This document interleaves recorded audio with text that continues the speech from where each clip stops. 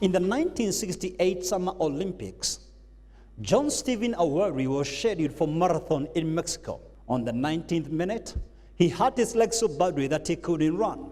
He dragged his feet to the finishing line.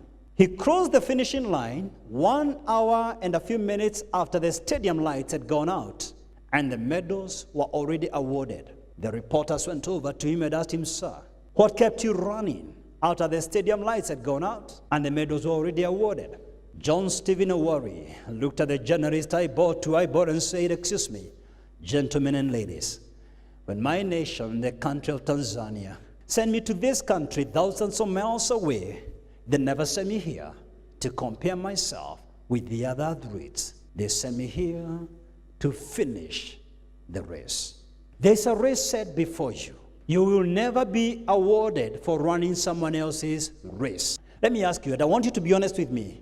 How many in this live audience can confess? Just be very frank. Just be very frank right now. One day you are driving, say, to Nakuru. Just after Keno, there was another guy who passed you, Kimatharao. You got so upset and stepped on that accelerator to prove you have a point. Graciously, you are able to overcome this dude.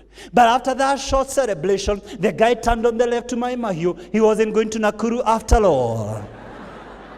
How many are guilty? Quite some hands.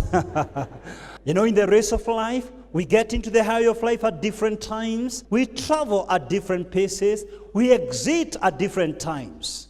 The idea is to finish your race and finish strong and finish faith-free. The good news is this: you are being waited for at the finishing line. Don't give up.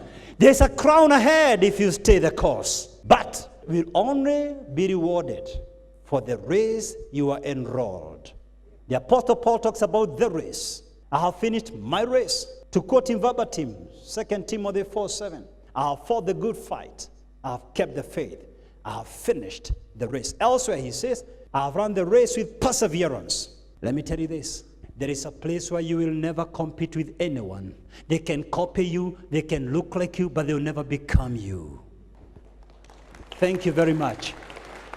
There is something God designed for you alone, and when you run away from it, there is something you're denying the world. There is a need that needs you. There is a responsibility that no one else can replace you. There is a place where you are irreplaceable.